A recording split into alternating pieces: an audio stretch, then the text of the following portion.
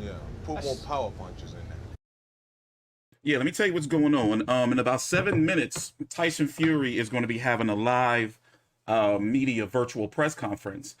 This is usually how it goes for big PBC on Fox, and in this case, joint with Top Rank on ESPN pay-per-view. This is usually how it goes. They either have a virtual press conference together, both of the fighters, depending on how big the fight is, or they have them 1 week apart. For example, for Wilder versus Fury 1 and 2, they did the same thing. Had a media call instead before the fights. Both fighters get their own hour on different days. Now, we got to run through a lot here before it actually starts. Let me make sure I got everything opened up here so we don't miss anything. Because last time they started too early, and we got some inside look in the life of Shelly Finkel, the manager, handler of Deontay Wilder and other heavyweights throughout history. So let me make sure everything all hooked up here for you guys. Next week is the pay-per-view. I'm glad that it's actually here. You know, I want it to be over. I'm going to go ahead and say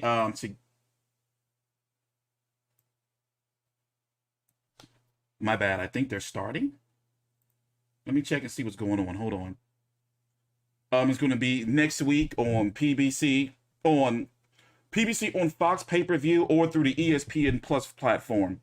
So $79.99. I am going to be covering it, the entire card. There's a lot of fights on the card. I put all the information for the card down below in the description box. You have, let me make sure my camera's fixed. Pull this over there. You have on the card, just off the top of my head, Rabisi Ramirez, Edgar Berlanga, Julian J. Rock Williams, Jared Big Baby Anderson, Adam Kownacki, Robert Helenius versus Adam Kownacki 2, Efe Ajagba versus Frank Sanchez, of course, Fury versus Wilder 3. Very, very good card. The winner should fight Dylan White. Okay, yeah, we're all opened up over here. All right, we're good. The winner should fight Dylan White, since it's looking like there's a very high chance, I'm going to say 90%, that Joshua and Usyk are going to fight again. Eddie Hearn is targeting, let me fix this. Eddie Hearn is targeting, my thing is all messed up. There we go. Eddie Hearn is targeting February or March for the rematch. How dare you? How dare you, Steven? Steven just super chatted, Steven Bateman. Fury is going to knock him out this time. Well, he knocked him out last time. I'm not going to sit on the fence with this one. I've been really, really thinking about it and researching. And just like Anthony Joshua, you know, and we talked about it before. By the way, I had Fury winning the first fight against Deontay Wilder. I had Fury, no controversy on my side. I didn't get involved in all that glove gate stuff. I wasn't doing Deontay Wilder, Tyson Fury videos every single day. I was like, ill, no. You know, so I wasn't involved in all the glove gate shit. I did maybe about 3 videos on it, maybe 4. And I just was ill, no. But skill-wise, just like Alexander Usyk is a better overall fighter than Anthony Joshua, I predicted that, you know, see, it's the same thing with Deontay Wilder, because Deontay Wilder can't outbox Tyson Fury. Maybe he can learn some new things from Malik Scott, who I also rated very highly as a fighter when he was fighting. I always use the analogy that Malik Scott reminded me of an NBA player, former NBA player by the name of Andrew Bynum. Played for the Lakers, Cleveland Cavaliers, ended up in Philly somehow.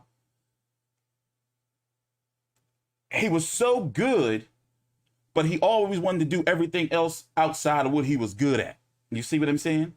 Kind of like, you know, Malik Scott. Like, he was good, but always seemed distracted and when, you know, was doing everything else, you know, outside of like really, really boxing and trying to compete. For example, I think he took a flop against Deontay Wilder. I think he flopped. Like, bro, I watched that fight. It was weird. Like, he just was like laying on the ropes, like just looking at him. I'm like, get out, motherfucker. Because, you know, I'm from Philly. And I'm like, yo, you motherfucker. He broke my heart. Malik Scott? Because I was telling people like, yo, Malik Scott is going to outbox the shit out of Deontay Wilder. And Malik Scott can beat Deontay Wilder. But listen, we're getting a little too far down the trough. Let's stay on topic. I don't think Tyson Fury is going to lose to Alexander Usyk. However, Usyk is smart. I'm giving that a 50-50 fight. Because Tyson Fury has a high ring IQ.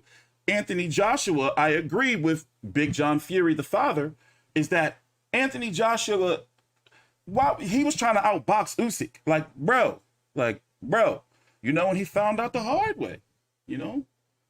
That's just how it goes. He found out the hard way. So we're waiting for this media call to start with Tyson Fury. I imagine he's going to get a lot of questions about who's next, you know, and there is no reason, and we're going to break it down after the virtual press conference. There's no reason why Dillian Whyte shouldn't be next if Dillian Whyte beats Otto Wallin. That's a very, very good fight. Otto Wallin is good, yo. So it's no reason, you know, especially since Usyk and Joshua are going to be, you know, held up with that rematch clause, that, yo, fight Dillian Whyte. And of course, you can't be mad at Bob Arum for his statements that have come out in the media of wanting Anthony Joshua to step aside so the undisputed can happen, then he gets his shot. Of course, Bob Arum's got to shoot a shot, right? You can't be mad at that. You can't be mad at that. So I've been busy. I apologize. Listen, after the Joshua versus Usyk card, then UFC, I just said, you know what?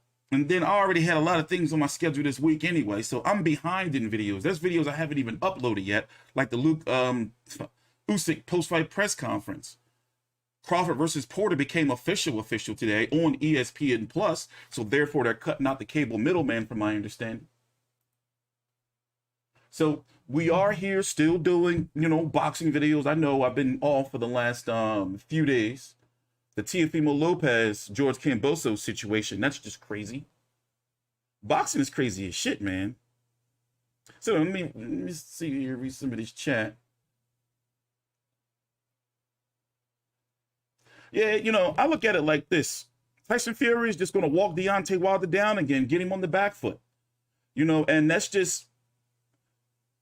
He's already taken Deontay Wilder's best shots. Now, I'm not saying you want to get hit by Deontay Wilder, you know, and get your ass put to sleep for a little while, you know, if you get up. But I'm saying it's hard to pick, you know, Deontay Wilder in this one, unless you're really, really going with your heart. And I used to do that shit. Let me tell you something. I don't want to pick Deontay Wilder. I've been flirting with it. But, yo, I'm not doing that shit. I'm going with Tyson Fury. The hell with that. And I'm not writing Caleb Plant off already. That's a situation that's really starting to stick with me because none of them has been drug tested yet. That's starting to really, really piss me off right there. It's like, bro, Canelo should be the first one given the blood and the needles. Like, fuck out of here. This boxing shit is weird to me, man. Other boxing news, Artur Beterbiev and Marcus Brown is heading over to ESPN Plus. Top Rank won the purse bid for, what was it, like $1.1 million or so. I forgot what the split is going to be. November is looking pretty good. Also, starting next week, depending if you count this week.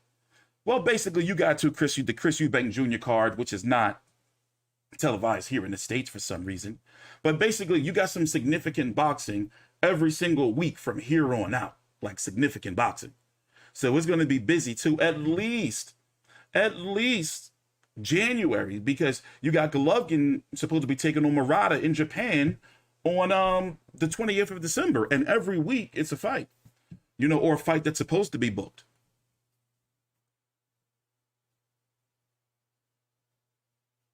But I do like where Deontay Wilder is mentally. Basically, he seemed like he was in a really good space in the virtual press conference last week. He was asked about the glove stuff, but he gave like a, you know, like basically somebody was asking him why didn't he, you know, like have an investigation with the police and all that shit. And I think he answered it pretty classy. But let's be real here, you know. That glove shit, it never made sense to me, especially if you know who Al Heyman is, and to believe that all of this would have went down under his nose. That right there has always been the biggest sticking point when people talk about like how the commissions are corrupt. Al Heyman lives in Vegas. He works in Vegas. Heyman Sports is in Vegas. The MGM Grand and the T-Mobile Arena, Floyd Mayweather broke ground along with Dana White and others when the T-Mobile Arena was just dirt, like with the shovels and shit, cutting the rip. Like, bro, it's hard for me to believe that like somebody can get over on an Al Heyman fighter, and let alone Al Heyman in Vegas. Also, what's his name? JD's, the white trainer, by the way, Breland was fired, was in the locker room. There's photos, video, and all when the gloves and everything are getting wrapped for both fights. So, but that comes from casual boxing fans, and more importantly, it's been like a scam. Like the YouTube glove gate thing is a scam. It's like a scam, like taking advantage of casual fans that don't know no better. You see what I'm saying? Like they say the same shit, they know it's not true, but they just, yeah, the white dude, you motherfucking the white dude. If it's anything, you blame him. Cause it's like, yo, my gloves are, you saying his gloves fucked up. And it's like, you ain't checked the gloves, bro? Like, come on. Like, we're gonna keep it a spade. I'm just saying, y'all can think what y'all want. Listen, I've said it before, and they're running a little late with this. Let me tell you what's going on. Tyson Fury is about to join any moment on a live virtual Zoom call for about an hour or so, answering all kind of questions. We do these, we stream these, pretty much all of these boxer virtual Zoom calls, we stream them all. So it says 4:45, but you wait a minute. Let me make sure I ain't fuck up. It's 4:45 Eastern, because I'll do some shit like that. I'll be here smoking and be here early for a whole hour. No, it says 4:45 Eastern. It says 4:45 Eastern. It's 4:49. The time is right there. So we just waiting for them to start. Now, they don't exactly start directly at the time. You got to give like a little 10, 15 minute grace period. So that's why I like to talk to you cats for a little while. So when y'all say the boxing commissions don't catch anything, I get all of that. I get all of that. But once again, I can't get past the fact that this is in Al Heyman's house. I can't get past that, bro. And if you don't know who Al Heyman is and the influence that he has on boxing and Las Vegas and Los Angeles, it's hard. It's hard. It's hard. Like for me, I can't believe that shit. That shit don't make no sense to me. But whatever, if y'all want to believe that shit, that's your prerogative. As I was saying before, we're not always going to agree. There's going to be times you're going to be like, yo, this T-Street dude, you know what he's talking about. You're going to be like, yo, who the fuck is this dickhead? It's just going to be like that.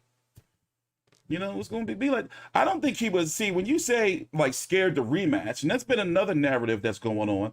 I don't think he's scared to rematch because he's going to lose. He was going to chase the bigger money and the belts with Anthony Joshua. That's not hard, That's not hard. Now, say, for example, if this fight would have happened over in the UK or somewhere outside of Al Heyman's, like, real grasp, I would have been like, yo, this is possible, that shit, but not in Vegas. Like, the MGM Grand, if you don't know, at one point in time, and this is for, like, the real hardcore fans, Al Heyman had a lock on the MGM Grand to where, like, Bob Arum and his wife couldn't even go there, bro. Like, yo, like, bro. Let me see if I can pull that up. This little clip before they start. I want you to listen to this. Like, that man got some real power, like, everywhere. Like, with the commissions, with the arenas, and he be back there in the back. Like, bro, I can't believe it. Because also, Al Heyman would have made sure, like, motherfuckers would have been getting sued and all that. Like, bro, Arum, Heyman. Let me see if I can find this. Like, bro. Oh, listen to this. Now, listen to it. I'm listen to this, though. This is the type of influence that he has. What is this? The Filipino thing? That's not right. And he would have been right. So we didn't want to disturb him. Let him have his own arrival, and we did what we had to do. Let him really be the A side, which he craves to be so much. Is that it? with all the talk, that's Ellaby talk, A-side, this and so forth, lead promoter, all of this stuff. I mean, for once, let them read a contract. That was the problem on this promotion. You know, they said, well, we can do this, we can do anything we want. No, you can't. It's the contract. Read the contract. We're not fools. We don't label him. If he wants to consider himself the A-side, that's fine. He's going to come into the ring last, and he's going to be introduced last. That's fine. That ain't going to help him or save him from getting knocked out by Manny Pacquiao. Have you guys worked out who's going to go first in the long? By the way, I believe this was before Pacquiao. Oh, damn, they're starting. Let me let it finish. But one would be a fool. Basically, will it be smooth sailing, do you believe, from now until the end of the fight as far as all the contract stuff? And we pretty much smoothed it all out and everything's going to be smooth? Michael. Yes, sir. One would hope so. One would hope so. But one would be a fool not to prepare ourselves for sneak attacks. Sneak attacks. Bob, if you... Well, you don't think it's... Listen, you guys, you want to know. Yes.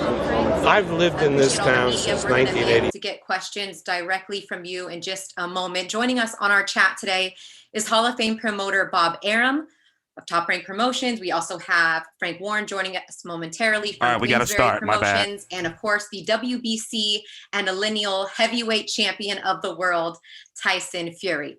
So before we get to Tyson, Timmy, you and Tyson look a lot alike these days.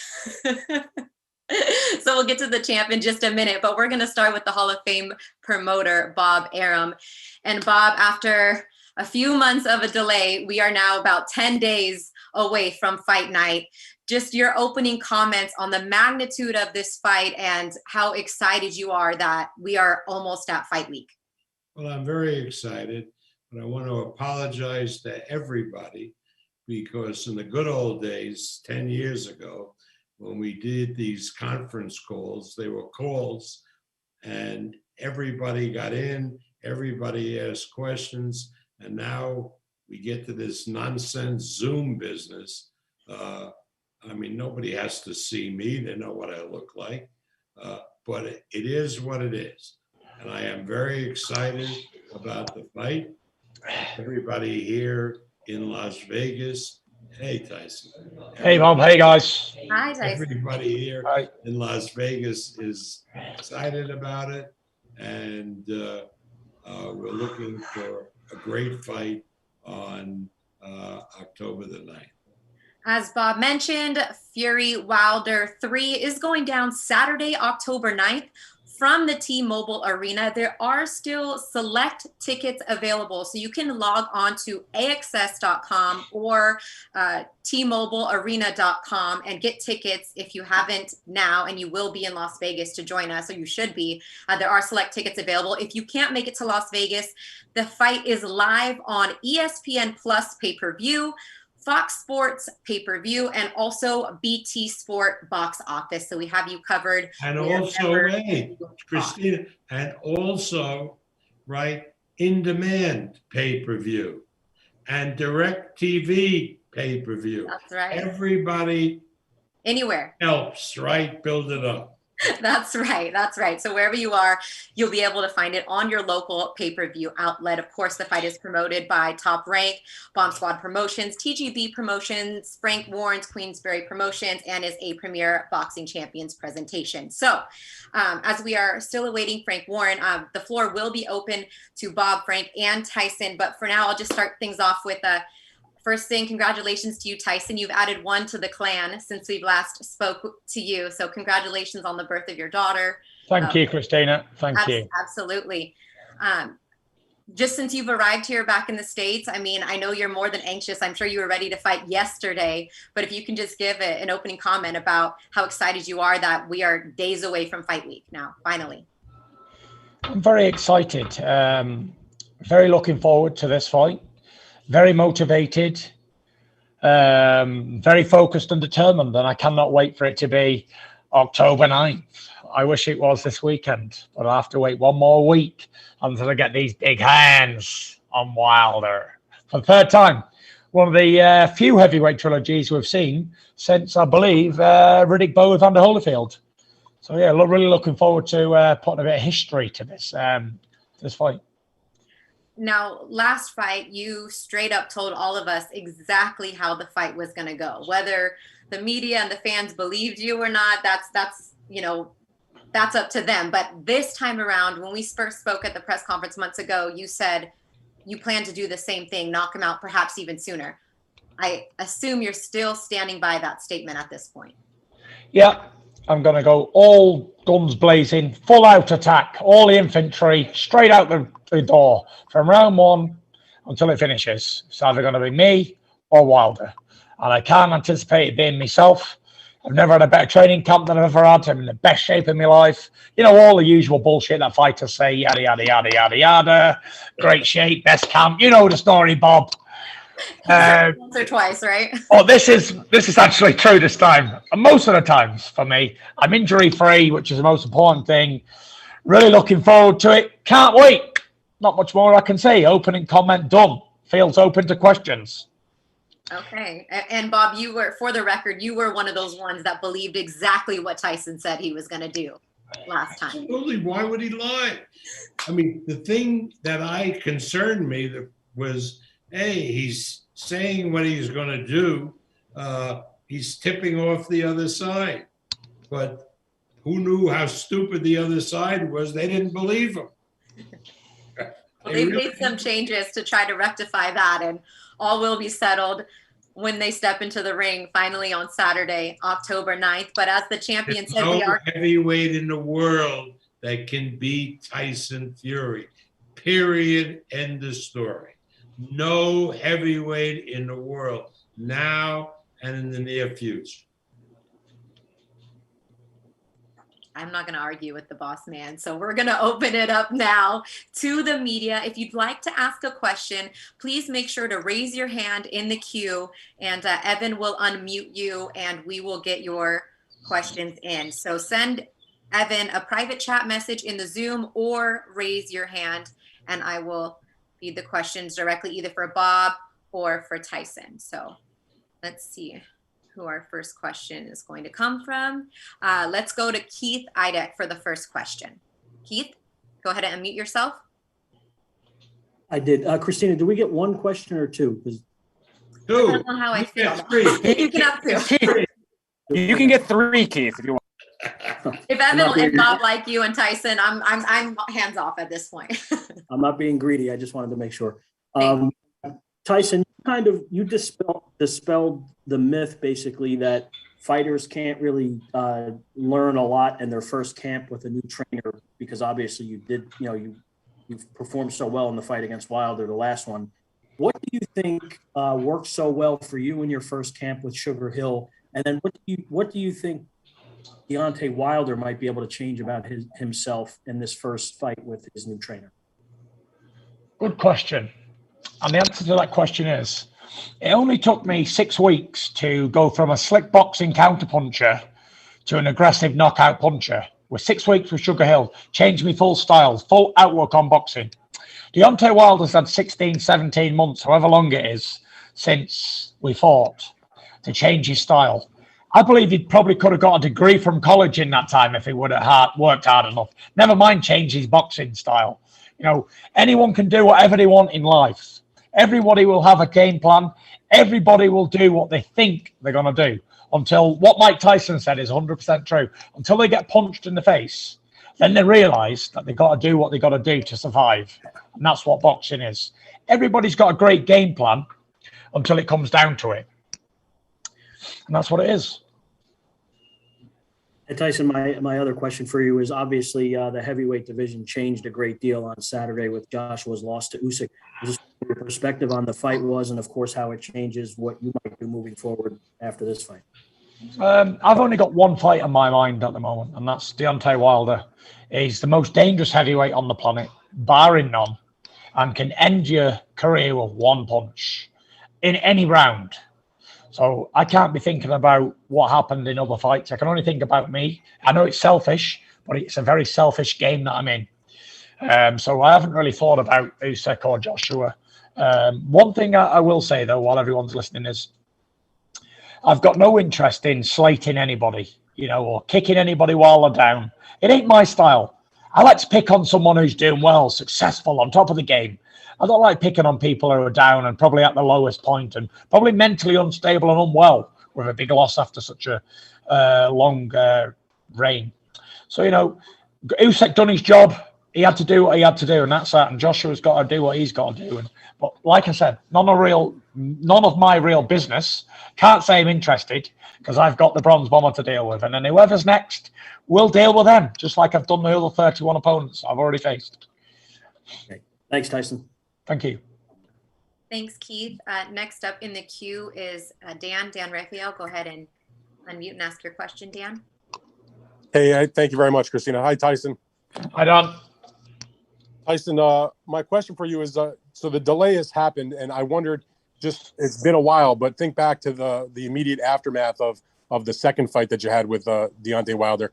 I wanted to know how annoyed, or whatever the right word is, were you with all of the things that he said were his reasons why he lost? He said that you manipulated your gloves, that his trainer spiked his water, that his outfit was too heavy. There was like 10 different reasons why he claimed he lost. He could never seem to give you any credit for just beating him and being the better man on the night. What's your perspective about that?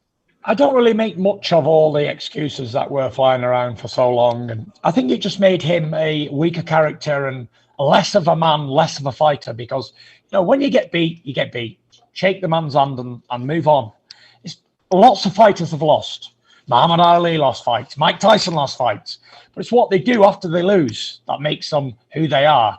And I've not really got a lot to say about what Deontay Wilder was saying. It's none of my real concern, because when some people lose, they have to make up an excuse why they lost. And that's probably Deontay Wilder's reasons for going into this second fight, to convince himself of whatever happened. And that's up to him. Good luck to him in the fight, and we'll see if he can do anything better in the third fight rather. Is that it for you, Dan?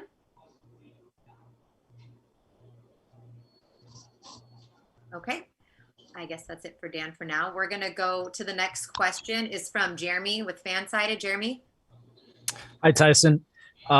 You've been very open about your mental health struggles. You once explained to me that it's a daily struggle. While preparing for this fight, did you ever feel those struggles could jeopardize this fight or your success in the ring? I don't never feel like the mental health struggle can jeopardize my fights, because all the time I'm training and keeping fit and I've got a goal and I'm motivated, then I don't get down, depressed or anxious. So that's why I train every single day in my life and I don't take no time off. As far as what we've seen from Deontay Wilder so far, the videos, the training montages, do you think there's anything that he could possibly do to better his chances in this fight going forward? Yeah, I think he could try and land more punches on my face, and that will help his chances of winning. Sounds good. Thank you. Usually a good idea if you try and hit the opponent in the face as much as possible. Cheers, Jeremy. Thank you, Jeremy. Next up, we have a question from Jonathan Nagoff. Jonathan, go ahead. Hi, Tyson. Thanks for coming on. When Deontay says he's reinventing himself and, people look at his training footage, what do you make of that? And do you think you will see a different Deontay Wilder this time around? I don't make much of it because a lot of people speak a lot of words and nothing ever gets done about it. But we'll see on the night. And I hope he brings a better fight, because last time was disappointing, really, to say the least. I trained for an absolute war and it was a one-sided beatdown. So hopefully he can bring a much better fight this time and give me a challenge. That's what I'm here to be challenged. These challengers need to give me a good challenge. That's what I want, good challenges. Bob, are you still there? Yes. Yep. Bob, do you, kind of to that point, do you expect to see anything different from Deontay Wilder in this third fight? What do you mean? Do you think that to see? Who the hell knows? I'm not involved with that camp. Sure, he's going to try something different, because he ain't going to want to do the same thing and end up getting knocked out. So he's going to try something different. What that'll be, I don't know. Yeah, he tried to change the trainer. But but it's not going to help him, right? In my opinion, it's not going to help. Whatever he does, Tyson Fury is going to beat him. But yeah, he's going to try something different. That's the bite I wanted first, Bob. That's that last part. Right there. Doesn't matter what he does. We got there eventually. Today. Okay, on to the next question. Danny Flexen, you're up next. Danny, go ahead.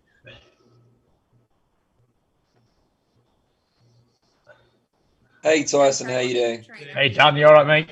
Yeah, good mate, thank you. You've got a fantastic record in rematches. Obviously, you're unbeaten overall, but you've always produced a better performance the second time around. McDermott, Chisora, Wilder, of course. With that in mind, what's the secret to improving against the same opponent second time in a row? And linked to that, what advice would you give Joshua to do the same against Usyk? I don't know, Dan, to be honest. I just go in there and do what I always do. And that's try and be victorious and give 100%. That's all you can do, you know. You can only do your best in boxing. And if it's not good enough, then you don't win. And if it is good enough, you move on to the next one. There's no secret, there's no rocket science to boxing. Although a lot of these fighters today try and make it quite technical and all this downloading data bullshit. I've never heard such bollocks in my life. You know, it's two men fighting, punching each other in the face and body for 12 rounds or less.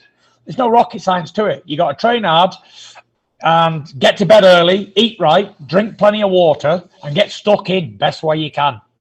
And if it's not going your way with the one game plan you have, change it up and do something different. Give your best. Give all you can. Leave it all in the ring. And don't be an if I woulda, shoulda, coulda. Don't never think to yourself, if I would have trained a bit harder or I would have given a bit more in whatever round, I could have done better. My advice to Joshua in the rematch is get stuck in the best way he knows how. Put his best foot forward and swing away, Jack, swing away. Cheers, Tyson. Good luck. Thank you. Joining us now on the call is Frank Warren of Queensbury Promotions. Frank, are you there? I am. Good evening or good afternoon. Hi, Frank. Thank you for joining us as well. Frank is also available in addition to Bob and Tyson for questions. But I just want to ask you, when Tyson did go back to the UK after closing camp here from COVID before he came back, what did you see from Tyson that you could tell us or give us a little bit of insight? Because he was really kind of closed off there while he was back in the UK before recently coming back here. I can answer that question. Nobody's seen anything because nobody's seen me. He wasn't. I think we only see him. Was it a few weeks ago? Other than that, it was a closed. He's just closed down. I mean, obviously, he had the personal things going on with his the birth of his daughter, and that was obviously occupying him. I don't think anybody troubled him because that was the most important thing. But I know he's been training very hard, and obviously, once his daughter was in a good place, I think that put Tyson in a good place. No doubt about that. And he's, as he said. Certainly, when I see him, I thought he looked in extremely great physical condition, and he was great mentally. You know, this is a dangerous Tyson Fury. When he's like this, he's a dangerous man, and I think Deontay Wilder's going to have a real problem. Thank you, Frank. And again, just as a reminder, Frank, Bob, and Tyson are all available for questions. We're going to get now to another member of the media. We got tons of people trying to raise their hand, and just bear with us here as Evan filters through the queue. The next up is going to be Jeff Powell. Jeff, go ahead. Hi, Tyson. Good to see you. Hi, Jeff. Good to see you, buddy. Just give me a thought in terms of mentality for the fight. Given that you were held up and thankfully everything turned out well with the baby, given you had COVID, is there any doubt in your mind that you'll be less than 1,000% for this? No, you know, I never go into fights if I'm not 100%. I don't go in on 50s and 25s and 35s. I go in 100% and I give 100%. You never hear me making excuses about, oh, why I did this wrong or why the fight was a bad fight or whatever, why I got caught. Shit happens in boxing, Jeff. As you well know, you've been around it long enough to know that now. And you just got to do the best you can. And that's it. Get stuck in and hit him more times than he's hitting you. It ain't rocket science. Boxing is very, very, very simple. You hit the opponent more times than he hits you, and you're probably going to win the fight. And that's how it works. But am I 100%? I'm 1,000,000%. Look at me. I'm in fantastic shape. I'm as fit as a fiddle. I'm sparring 12 rounds. I've got the best sparring partners in the world. I'm absolutely ready. I'm ready today, tomorrow, and forever. I'll always be ready. And I'll never make excuses because that's not me. I get in, I do the best I can,